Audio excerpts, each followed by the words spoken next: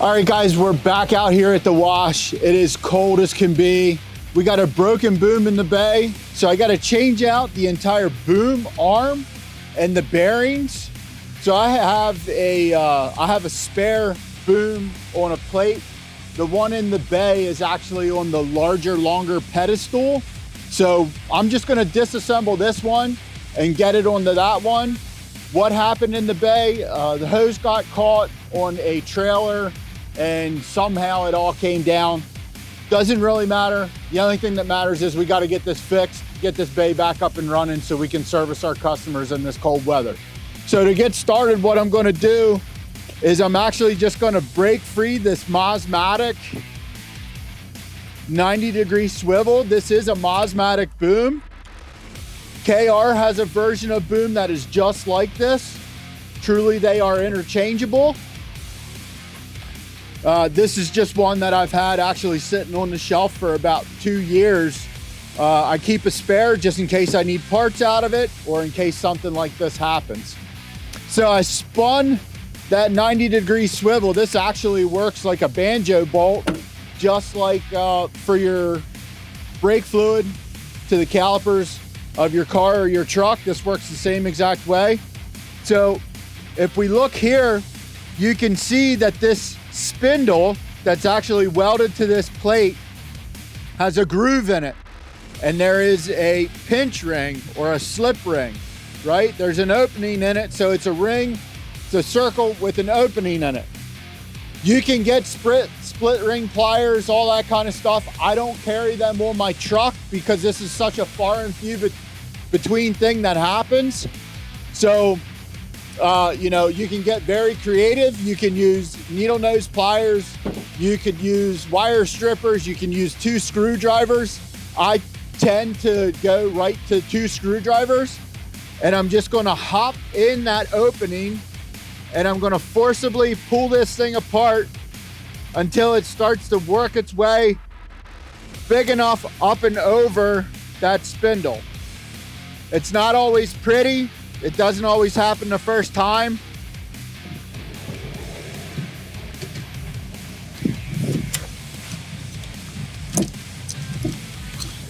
And I got it. So right here's that ring. You can see right where it came off of that spindle. And as easy as that, we got it off. Now we're gonna jump into the bay, get all that disassembled. I'm actually gonna hop up on the top of my truck cap to do this. That way I don't have to stand on a ladder. I'm not telling you that you should do it off the top of your truck. Obviously, work at your own risk. All right, guys, we're back up here. We had 2 hoses attached with the boom was broken all day yesterday. It was crazy. We literally couldn't keep customers out of the bay, so I'm finally getting to it.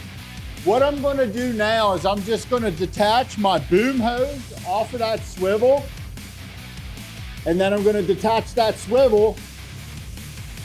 I'm gonna detach that swivel from the boom.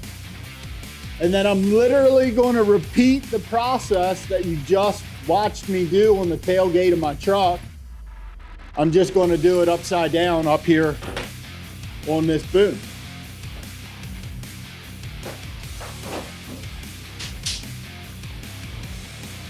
So, cut the hose off.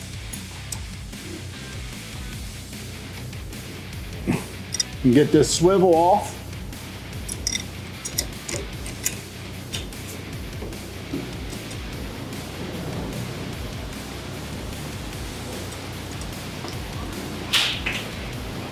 Ooh, that's cold. It's cold on the leg. Now, I will tell you that if you're doing this and the boom is still on there, say you're just changing out that brass sleeve or you're changing out your bearings. If that boom is still on there, what you're going to want to do is you need to get some of that boom weight off of it so you can get this ring out. So the easiest way to do that I've found is I actually take a ratchet strap around the boom. This is a double boom setup, and I'll actually sling over to this boom and kind of crank up on it, and that will take some of the weight off of this collar so I can get that split ring out, right? If you didn't have that scenario, you could swing around this way, come up to the plate, wrap around that, the spindle itself, and just get some of that pressure off. It'll just make it easier to get this ring out. It's hard enough per se if you don't have the right tools, right? We're using screwdrivers, but you know, obviously if we can make it a little easier, we want to. So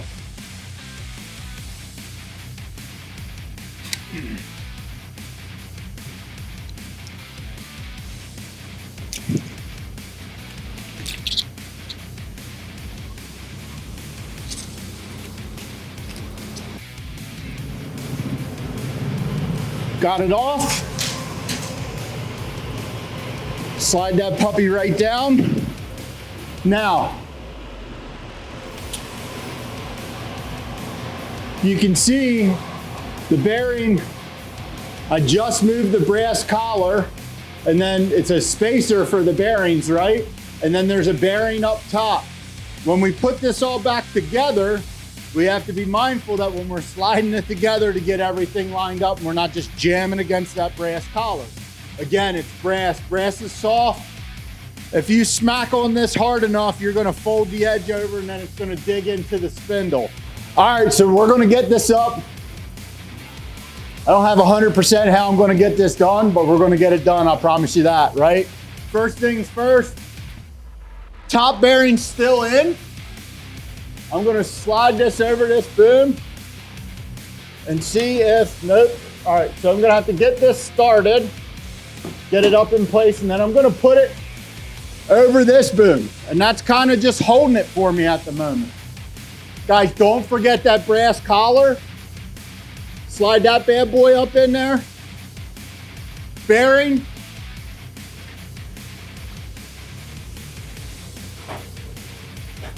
Now I'm going to have to take it off of that other boom to get that in there square. I got my ring and we're done. That's it. New booms up, new bearings, new collar. Going to bring everything down in place. It looks really good.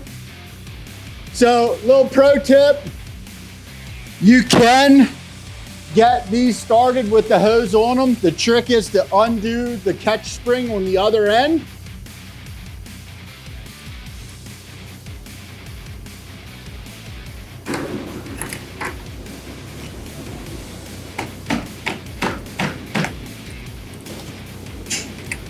All right, I'm gonna push that catch spring in, put my high pressure gun hose on and gun, and this bay's back up and running. Guys, it doesn't take an army, but it does take a village, right? All right, guys, that's gonna finish this video up. If you have any questions about bay equipment, backroom equipment, soaps, or anything in between, give us a call at Kleen-Rite and we'll get you fixed up. Kleen-Rite.